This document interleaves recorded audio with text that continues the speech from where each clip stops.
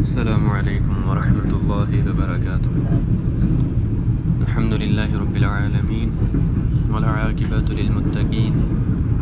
والصلاة والسلام علی اشرف الانبیاء والمرسلین وعلی آلہ واصحابہ ومن تبعهم بإحسان الی یوم الدین۔ قال اللہ عز وجل بعد اعوذ باللہ السمیع العلیم من الشیطان الرجیم من همزه ونفخه ونفثه بسم الله الرحمن الرحیم شهد الله أنه لا إله إلا هو والملائكة وأولو العلم قائما بالقسط۔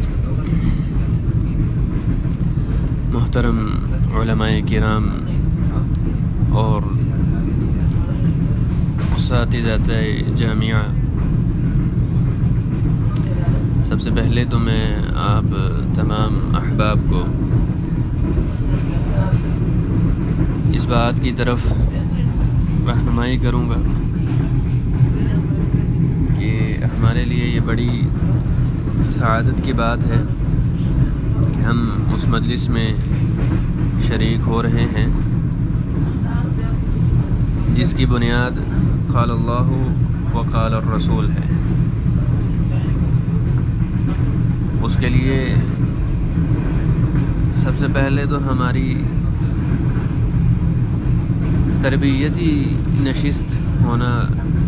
ہم سمجھتے ہیں کہ ضروری ہے۔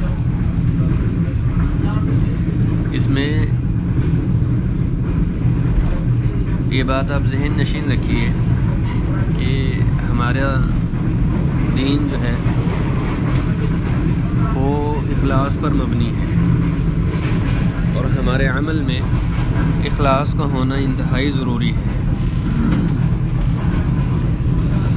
جتنا ہمارا عمل خالص اللہ کی رضا کے لیے ہوگا اتنا ہی وہ ہمیں دنیا میں بھی اللہ تعالیٰ کے ہاں سرخرو فرمائے گا، اور آخرت میں بھی اللہ رب العزت کے ہاں ہمارے لیے اسی اخلاص کی بنیاد پر بہت ہی عمدہ ثمرات موجود ہوں گے انشاءاللہ۔ دوسری بات، آپ تمام احباب اس وقت جو موجود ہیں السنہ ریسرچ سینٹر میں آپ تشریف لائے ہیں، الحمدللہ، اللہ آپ کی محنت کو قبول کرے۔ آپ نے یہاں پر آ کر اپنا نام ان محدثین کی صفوں کے اندر یا ان محدثین کی فہرست میں لکھوا لیا ہے جو محدثین مشہور ہوئے الرحلہ سفر میں، الرحلۃ فی طلب العلم، طلب علم کے لیے سفر میں جنہوں نے اپنے نام لکھوائے ہیں، ان میں بحمدللہ اب آپ کا بھی نام جو ہے وہ شامل ہو چکا ہے الحمدللہ۔ اس سے پہلے بھی آپ جب اپنے گھر سے نکلے تھے دین سیکھنے کے لیے، کسی بھی ادارے میں گئے وہاں پر پڑھنے کے لیے، وہاں پر آپ نے مکمل تعلیم حاصل کی، آپ نے اچھا پڑھا، اور حتیٰ کہ آپ کو جامعہ کے فاضلین میں شمار کیا گیا، اور آپ کو جو ہے وہ شہادہ عطا کی گئی جامعہ کی طرف سے، اور آپ کو یہ سند دی گئی کہ آپ لوگوں کو قرآن و سنت کی روشنی میں دین کی احکام و مسائل بتلا سکتے ہیں، آپ ان کو دینی رہنمائی دے سکتے ہیں۔ یہ بھی آپ کا اعزاز ہے، یہ بھی آپ کا اعزاز ہے۔ اس کو بھی آپ سمجھیے کہ آپ کو اللہ تعالیٰ نے کیسے منتخب کیا اور کس کام کے لیے منتخب کر لیا۔ یقیناً ہم سمجھتے ہیں کہ اس کائنات میں سب سے عمدہ ترین لوگ وہی ہیں جن کو اللہ تعالیٰ منتخب کر لے اپنے دین کے لیے۔ یہ بندے وہ دین جو میں نے آسمان سے اپنے اوپر عرش پر سے جس دین کو میں نے نازل کیا، جو دین جس کا ایک ایک حکم اللہ رب العزت کی جانب سے ہے، اللہ تعالیٰ نے خود اس کو جو ہے نا وہ ڈیزائن کیا، آپ کو اس کے لیے منتخب کر لیا کہ اب آپ نے اسی دین کو، انہی کلمات کو جو اللہ تعالیٰ نے ادا کیے ہیں، آپ نے لوگوں کو سمجھانے ہیں۔ یہ آپ کے لیے جو ہے نا وہ اعزاز ہو گیا۔ تو بہرحال آپ کافی صفات کے حاملین ہیں اس وقت، اور انشاءاللہ آپ نے جس فیلڈ کو منتخب کیا ہے، حدیث کی فیلڈ، تخصص فی علوم الحدیث، اس کے بارے میں ہماری انشاءاللہ اگلی جو نشست ہوگی وہ اسی کے بارے میں ہوگی. یہ آج میرا موضوع نہیں ہے، لیکن یہ بھی آپ کے لیے ایک اعزاز ہے انشاءاللہ. آج میں آپ کے سامنے کچھ تشجیعی باتیں اور کچھ تربیتی پہلوؤں کو جو ہے سامنے رکھوں گا. اور چونکہ اب آپ علماء کی صفوں میں ہیں تو علماء کو اپنے شاگردوں کے لیے اور علماء کو اپنے عوام الناس کے لیے ایک نمونہ ہونا چاہیے. یہ بات ذہن میں رکھیے، ایک قدوہ ہونا چاہیے. آپ قدوہ ہوں لوگوں کے لیے، دوسروں کے لیے. اچھا، اس میں دیکھیں وہ جو آیت آپ کو شروع میں آپ نے سماعت کی، اس میں یہ کیا تھا؟ شاہد اللہ انہ لا الہ الا ہو والملائکۃ واولو العلم قائما بالقسط، کہ اللہ تعالیٰ نے یہ گواہی دی ہے کہ اس کے سوا کوئی حقیقی معبود نہیں ہے، اور ساتھ فرمایا کہ فرشتے بھی اس بات کی گواہی دیتے ہیں اور اہل علم بھی اس بات کی گواہی دیتے ہیں. تو امام محمد ابن جریر الطبری رحمہ اللہ، انہوں نے اس آیت کی تفسیر کرتے ہوئے اس میں بڑی ایک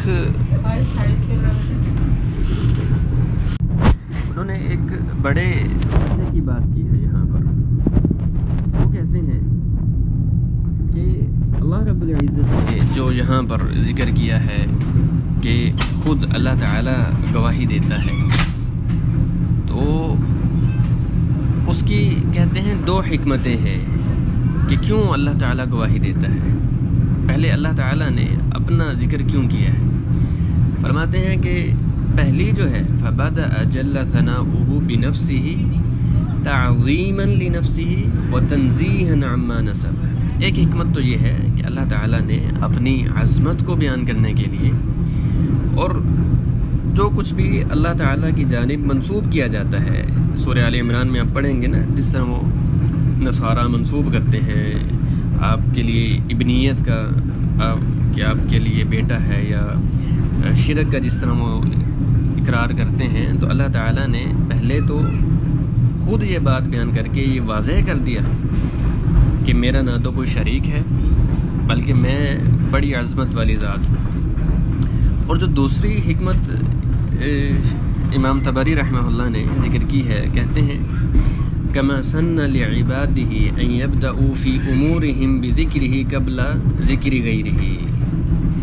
کہ اللہ تعالیٰ نے جس طرح بندوں کے لیے یہ طریقہ مقرر کیا ہے کہ وہ خیر میں، امور خیر میں دوسروں کو دعوت دینے سے پہلے وہ خود کو دعوت دیں گے، پہلے خود کو سنواریں گے. مؤدباً خلقہ بذالک، یہی اللہ تعالیٰ نے اپنی مخلوق کو ایک ادب سکھلاتے ہوئے یہاں پر یہ نقطہ ذکر کیے ہے کہ اللہ تعالیٰ نے پہلے خود جو ہے اس بات کی گواہی دی ہے. اور لوگوں کے لیے یہ مثال قائم کی ہے کہ اصلاح کا پہلو جو ہے وہ پہلے خود ہونا چاہیے. پہلے آپ اپنے آپ کو سنواریں،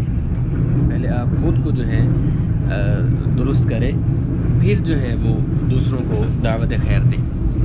علماء کے لیے یہ ایک دلیل ہے، کیونکہ انہوں نے لوگوں کو سنوارنا ہے تو اس کے لیے پہلے ان کا خود کا سنورنا ضروری ہے، ان کا نمونہ بننا بڑا ضروری ہے. اب آپ انبیاء کو دیکھ لیں. اگر ہم انبیاء کی بات کریں تو امام الانبیاء محمد الرسول اللہ صلی اللہ علیہ وسلم اور دیگر جتنے بھی انبیاء جو ہیں وہ آئے ہیں، اگر ہم ان کی بات کریں تو ان میں بھی یہ بات موجود تھی، بلکہ وہ آیت آپ نے سن رکھی ہوگی، قل ان صلاتی و نسکی و محیای و مماتی للہ رب العالمین لا شریک لہ وبذالک امرت وانا اول المسلمین. یہ جو اول المسلمین ہے اس کا معنی ہی یہی ہے. اول المسلمین کا مفسرین جو اس کا ذکر کرتے ہیں وہ بیشتر مفسرین، اکثر آپ مفسرین کو دیکھیں گے تو ان کے آپ یہ بات پائیں گے، بیشتر مفسرین اسی بات کو ذکر کرتے ہیں کہ جہاں پر یہ نیکی میں مسارعت کا بیان ہے کہ نیکی میں جلدی کرنی چاہیے، وہیں پر اس بات کا بھی جو ہے وہ بیان ہے کہ آپ دوسروں کے لیے نمونہ بنیں، آپ دوسروں کے لیے رول ماڈل بنیں۔ یہی تو ہے اول المسلمین کہ پہلا میں ہوں فرما بردار، آپ ہوں گے تب آپ کی جو رعایا ہے، جب آپ کی عوام ہے، پھر وہ آپ سے اثر لیں گے۔ تو یہ انبیاء کا، اور انبیاء کے لیے انہوں نے اس قدوے کو من وعن کر کے دکھایا ہے۔ من وعن، آپ نے تمام انبیاء نے اپنی امت کے لیے، اپنے لوگوں کے لیے نمونہ بنے، اور پھر ایسا نمونہ بنے ہیں کہ آپ کے جو ماننے والے تھے، بالخصوص نبی علیہ الصلوۃ والسلام کی اگر بات کریں، ہمارے نبی کی بات کریں، امام الانبیاء محمد الرسول اللہ صلی اللہ علیہ وآلہ وسلم کی اگر ہم بات کریں تو اس میں یہ بات آپ کو واضح نظر آئے گی کہ آپ اپنے صحابہ کے لیے ایسا نمونہ بنے ہیں کہ انہوں نے آپ سے تربیت حاصل کی، تمام کے تمام صحابہ نے، حتیٰ کہ اللہ رب العزت نے صحابہ کو بھی نمونہ قرار دے دیا۔ وہ کیوں؟ کیونکہ ان کی تربیت آپ علیہ الصلوۃ والسلام نے کی، اور وہ آپ علیہ الصلوۃ والسلام سے جب یہ سیکھے ہیں اور آپ کے نمونے کو انہوں نے اپنایا ہے، تو اللہ رب العزت نے ان کو بھی نمونہ قرار دے دیا۔ بلکہ امام قرافی رحمہ اللہ، علماء مصر میں سے امام احمد ابن ادریس القرافی رحمہ اللہ، علماء مالکیہ میں سے ہیں، انہوں نے ایک کتاب لکھی الفروق کے نام سے، اور اس میں مختلف چیزوں کے درمیان فرق جو ہے نا ان کو بتلایا ہے کہ ان میں کیا فرق ہوتا ہے، جس طرح خوف اور خشیہ ان میں کیا فرق ہے، یا شہادہ اور روایہ میں کیا فرق ہے، ان فروق کو ذکر کیا ہے۔ اور آگے جا کر فرق نمبر 245 یا 46 میں ایک اور بات ذکر کیے ہیں کہ معجزہ اور سحر ان کے درمیان، وہ ان کا عنوان اصل میں یہ ہے کہ جو ایسی چیزیں جن میں تاثیر ہوتی ہے، تاثیر رکھنے والی چیزیں، جس طرح العین ہے اس میں بھی تاثیر ہے، السحر ہے اس میں بھی تاثیر ہے، یا معجزہ اس میں بھی تاثیر ہوتی ہے ایک طرح سے، تو ان کے فروق کو ذکر کیا ہے۔ لیکن معجزات میں آپ رحمہ اللہ نے ایک بڑی ہی عمدہ بات کی ہے، کیونکہ صحابہ کے حوالے سے وہ لکھتے ہیں قال بعض الاصولیین، نام نہیں لیا کون، لیکن کہا کہ بعض اصولیین جو ہیں وہ کہتے ہیں کہ لو لم تکن لرسول اللہ صلی اللہ علیہ وسلم معجزۃ الا صحابہ لکفوہ فی اثبات النبوہ، کہ اگر رسول اللہ صلی اللہ علیہ وآلہ وسلم کے لیے کوئی بھی معجزہ نہ ہوتا سوائے آپ کے صحابہ کے، تو یہ بھی کافی تھا آپ کی نبوت کی اثبات کے لیے۔ تو یہ اسی وجہ سے تھا کہ ان کے سامنے رسول اللہ صلی اللہ علیہ وسلم کا نمونہ تھا، اور آپ کے نمونے کو وہ فالو کرنے والے تھے، اس کو ماننے والے تھے۔ اسی نمونے کو سامنے رکھتے ہوئے وہ خود ایک نمونہ بن گئے۔ وہ جماعت جو ہے، یہ اہل السنہ والجماعہ کا متفق عقیدہ ہے کہ صحابہ کرام رضوان اللہ علیہم اجمعین وہ ہمارے لیے نمونہ ہیں، ان کو جو ہے وہ پرائرٹی ہے، ان کو ہم پیچھے نہیں کر سکتے۔ اسی طرح ابھی اس کی ایک دو مثالیں آپ کو میں دیتا ہوں۔ صحیح بخاری میں ذکر ہے، مناقب، کتاب المناقب جو ہے صحابہ کے مناقب میں، تو ان میں ایک روایت لے کے ہیں امام بخاری رحمہ اللہ، امام عبد الرحمن ابن یزید النخعی رحمہ اللہ تعالی، ان سے وہ کہتے ہیں کہ ہم سألنا حذیفہ،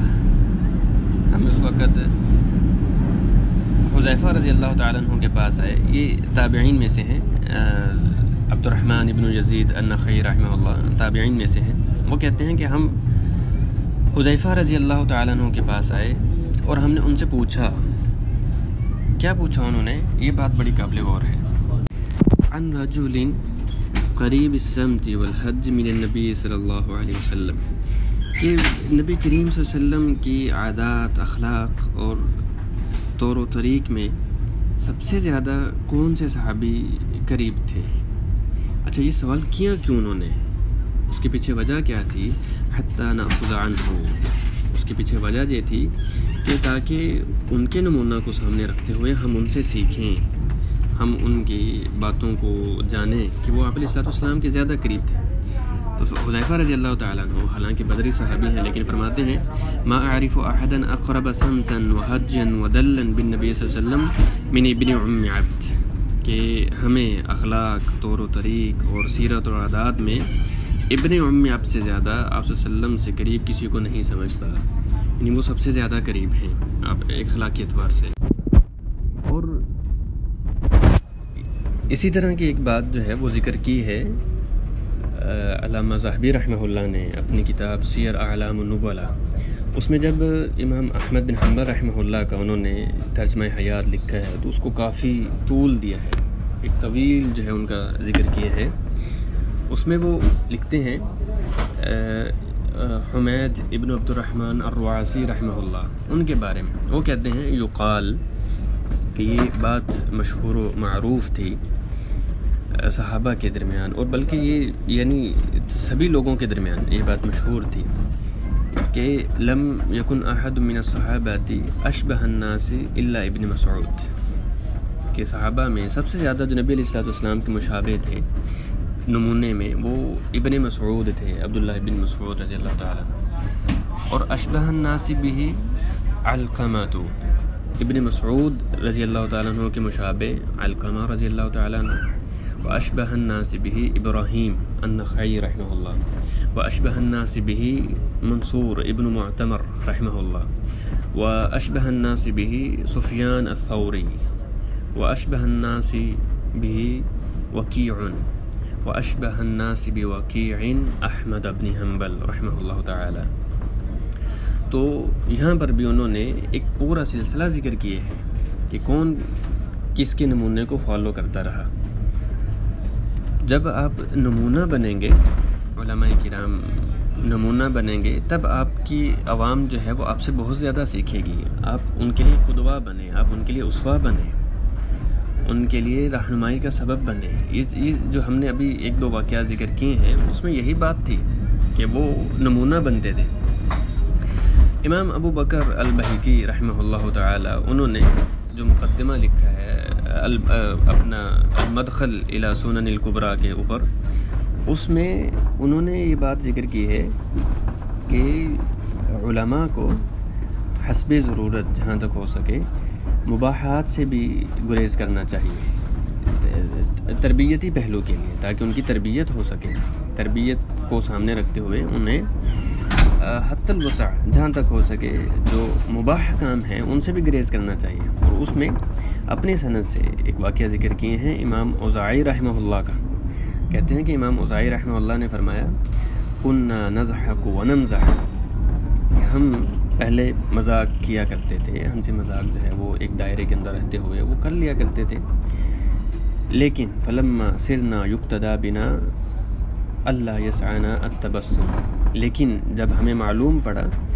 کہ لوگ ہمیں دیکھتے ہیں، لوگ ہم کو دیکھ کر ہماری عادات کو اپناتے ہیں، ہم سے سیکھتے ہیں، تو پھر ہم نے یہ جو ہنسی مذاق تھا وہ چھوڑ دیا، پھر ہمارے چہرے پر سوائے تبسم کے، ہلکی سی مسکراہٹ کے اور کچھ نہیں ہوتا تھا۔ تو یہ جو ہے وہ دیکھیں انہوں نے اب خود کو نمونہ بنانے کے لیے جو مباح کام تھا اس سے بھی گریز کرنا چاہا۔ پھر اسی طرح ایک اور مثال سنیے، امام قاضی عیاض رحمہ اللہ تعالی مشہور ہیں، سب جانتے ہیں، ان کی کتاب ہے ترتیب المدارک و تقریب المسالک، اس نام سے ان کی ایک کتاب ہے، علماء مالکیہ پر انہوں نے یہ کتاب لکھی ہے۔ تو اس میں امام مالک رحمہ اللہ کی سیرت پر، ان کی عادات پر جو ہے ایک عنوان جو ہے وہ قائم کیا ہے۔ اس میں انہوں نے ذکر کیا ہے آپ کے ایک تلمیذ عبداللہ ابن وہب رحمہ اللہ تعالی، ان کے حوالے سے انہوں نے ذکر کیا کہ ان کی تلمیذ عبداللہ ابن وہب فرماتے ہیں الذی تعلمنا من ادب مالک اکثر مما تعلمنا من علمہ۔ یہ بات دیکھیں کہ وہ کہتے ہیں کہ ہم نے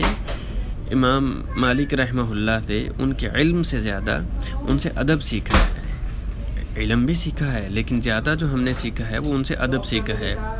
ان کے نمونے کو دیکھا ہے کہ وہ کیسے آتے ہیں، کیسے بیٹھتے ہیں، یہ ساری چیزیں وہ کہتے ہیں ہم نے دیکھی ہیں اور اسی کو ہم نے زیادہ سیکھا ہے۔ تو علماء کے درمیان یہ بات مشہور رہی ہے کہ وہ اپنے تلامذہ کے لیے نمونہ بنا کرتے تھے۔ دیکھیں آپ جب بیٹھے ہوتے ہیں، اپنے ممبر پر بیٹھے ہیں یا اپنے مصلی پر بیٹھے ہیں، اپنی مسند پر بیٹھے ہیں، تو جو سامنے آپ کے پاس سیکھنے آئے ہیں آپ نہیں جانتے کہ وہ کس غرض سے آئے ہیں۔ ہو سکتا ہے بعض ایسے آئے ہوں جو صرف آپ کو دیکھنا چاہتے ہوں، کہ آپ کو دیکھیں کہ آپ کیسے گفتگو کرتے ہیں، آپ کی جو ہے وہ چال چلن کیسا ہے، آپ کی جو ہے وہ سیرت کیسی ہے۔ ہو سکتا ہے وہ ان چیزوں کے لیے آئے ہوئے ہوں آپ کے پاس، تو آپ نے اپنے آپ کو اسی انداز میں تیار کرنا ہے۔ اس میں علامہ ابن جوزی رحمہ اللہ کا دیکھیں ایک بات آپ کے سامنے یہ مثال بھی ذکر کرتے ہیں۔ علامہ ابن جوزی رحمہ اللہ نے ایک رسالہ لکھا ہے سیرت سے امام احمد بن حنبل رحمہ اللہ کے نام پہ، اور مختصر سا ہے، متوسط ایک رسالہ ہے۔ اس میں انہوں نے آپ کے ایک شاگرد امام ابو بکر المطوعی رحمہ اللہ تعالی، ان کے حوالے سے ایک بات ذکر کی ہے۔ وہ کہتے ہیں کہ اختلفت الی ابی عبداللہ 12 سنہ، کہ میں امام احمد بن حنبل رحمہ اللہ یعنی ابو عبداللہ رحمہ اللہ کے پاس 12 سال تک آتا رہا ہوں، ان کی مجالس میں بیٹھا رہا ہوں، اور وہ اپنے بچوں کو، اپنے تلامذہ کو حدیث لکھواتے تھے۔ وہ کہتے ہیں امام ابو بکر مطوعی رحمہ اللہ کہ ما کتبت منہ حدیثا واحدا، لیکن میں نے ان 12 سالوں میں ایک بھی حدیث امام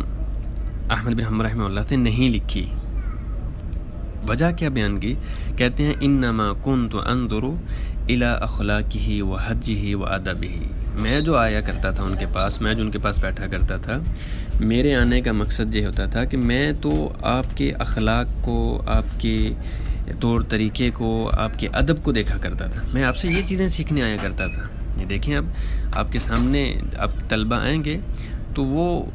لازمی نہیں ہے کہ وہ طلبہ آپ سے جو ہیں وہ دین پڑھنے آئے ہوں یا آپ سے حدیث پڑھنے آئے ہوں۔ ہو سکتا ہے کہ ان میں سے ایسے بھی ہوں جو آپ کو صرف دیکھنے آئے ہوں، آپ سے سیکھنا چاہتے ہوں کہ آپ کیسے گفتگو کرتے ہیں، یہ ساری چیزیں ممکن ہیں۔ اسی طرح ایک اور آخری بات بیان کر کے جو ہے میں اپنی بات کو مکمل کرتا ہوں۔ امام ابو یوسف ابن یعقوب ابن سفیان الفسوی او فسوی رحمہ اللہ، ان کے حوالے سے ان کی ایک کتاب ہے بڑی مشہور و معروف ہے علماء محدثین میں، کہ ان کی کتاب ہے المعرفۃ والتاریخ کے نام سے۔ اس میں آپ نے تاریخی پہلوؤں کو ذکر کیا ہے اور مدینہ کی تاریخ جو ہے ذکر کی ہے۔ پھر علماء مصر کی انہوں نے ذکر کیے ہیں، علماء مصر کے لوگ جو مدینہ میں تھے، تو ان میں ایک ہیں امام لیث ابن سعد رحمہ اللہ تعالی، ان کے حوالے سے ایک واقعہ نقل کیے ہیں کہ وہ مدینہ میں سفر حج کے لیے گئے ہوئے تھے، یعنی حج کے سفر پر تھے، تو واپسی پر جو وہاں سے پھر وہ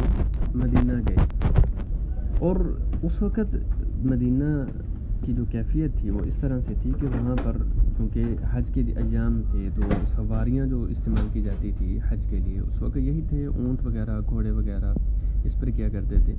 تو پھر وہ جو اونٹ اور گھوڑے وغیرہ کی جو گندگی وغیرہ ہوتی تھی وہ سڑکوں پر عام ہوتی تھی، بلکہ انہوں نے یہ بات ذکر کی ہے الروسی و سرجین کے نام سے، کہ مدینہ کی گلیاں جو ہیں اس وقت بہت زیادہ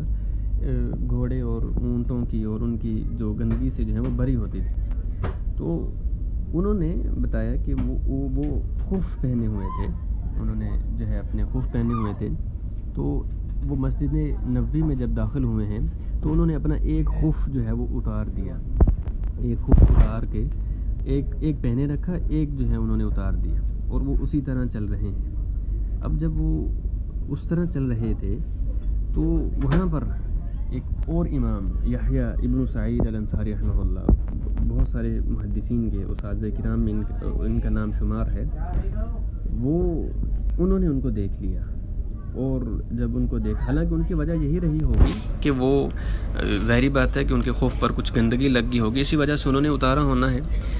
لیکن کہتے ہیں کہ جب مجھے امام یحییٰ ابن سعید نے اس حالت میں دیکھا کہ میں ایک خف پہنے ہوئے ہوں اور ایک نہیں پہنے ہوا، تو انہوں نے مجھے کہا لا تفعل ایسا مت کرو، انک امام منظور الیک۔ وجہ کیا بیان کی کہ آپ نے ایسا کیوں نہیں کرنا؟ اس کی وجہ انہوں نے یہ بیان کی ہے کہ آپ اب امام ہیں، آپ علماء کی صف میں ہیں، لوگ آپ کو دیکھتے ہیں، لوگ آپ سے سیکھتے ہیں، اگر آپ ایسے چل رہے ہوں گے تو لوگ کیا کہیں گے؟ حالانکہ یہ کوئی حرام کام نہیں تھا، کوئی ایسی بات نہیں تھی، لیکن پھر بھی انہوں نے جو ہے نا روک دیا، وجہ یہی بیان کی کہ لوگ آپ کو دیکھتے ہیں۔ تو ان تمام واقعات سے اور یہ جو ساری چیزیں ہم نے بیان کی ہیں، اس سے یہ پتہ چلتا ہے کہ علماء کے اخلاق کیسے ہونے چاہیے، علماء کی عادات کیسے ہونے چاہیے، وہ ان کو ادب سیکھنا چاہیے، یہ ساری باتیں آپ کو جو ہے نا وہ اپنے ذہن میں ہونی چاہیے۔ یقیناً آپ نے یہ ساری باتیں پہلے سن رکھی ہوں گی اور آپ کے ذہن میں ہوں گی انشاءاللہ، اور آپ اس کا عملی نمونہ بھی ہوں گے انشاءاللہ۔ یہ صرف ایک تشجیعی درس، آپ کو تربیتی پہلو بیان کیے ہیں کہ ہمارے ذہنوں میں یہ چیزیں بار بار رہنی چاہیے، ہمیں ان چیزوں کے بارے میں بہت زیادہ معلوم ہونا چاہیے تاکہ ہم لوگوں کی اصلاح کا ذریعہ بن سکیں۔ تو میرا خیال میں اسی پر اکتفا کروں گا، اور آخرت میں اگر پیچھے سے کچھ شور و غل ہے تو اس کی معذرت بھی کروں گا۔ اس کے پیچھے بنیادی وجہ یہ ہے کہ اس وقت میں سفر میں ہوں اور ٹرین میں سفر کر رہا ہوں، تو اس وجہ سے یہ شور وغیرہ آپ کو سنائی دے رہا ہوگا، اس چیز کی معذرت۔ اور باقی جو ہے انشاءاللہ ہماری جو آئندہ کیا درس ہوگا تربیتی نشست، اس میں ہم آپ کو اس لیے یہ ان چیزوں کی اہمیت ذکر کریں گے کہ آپ کیوں نکلے ہیں اور یہ تخصص فی الحدیث میں کیوں آئے ہیں، یہ کتنا ضروری ہے، اس کی علماء محدثین میں، ہمارے سلف صالحین میں کیا طرق رہے ہیں، کیسے انہوں نے اس کے لیے سفر کیے ہیں، یہ حدیث کے لیے بالخصوص، اور اس کو وہ کیسے سمجھتے تھے۔ ان ساری باتوں کو جو ہے نا میں آپ کے سامنے انشاءاللہ اپنے آئندہ کے درس میں ذکر کروں گا۔ اللہ تعالیٰ سے دعا ہے کہ اللہ تعالیٰ مجھے اور آپ سب کو علم نافع عطا فرمائے، اور ہمیں دین سیکھنے کا اور سکھانے کا اللہ تعالیٰ موقع عطا فرمائے، اللہ تعالیٰ ہمارے عمل میں اخلاص پیدا فرمائے۔ وأقول قولي هذا وأستغفر الله لي ولكم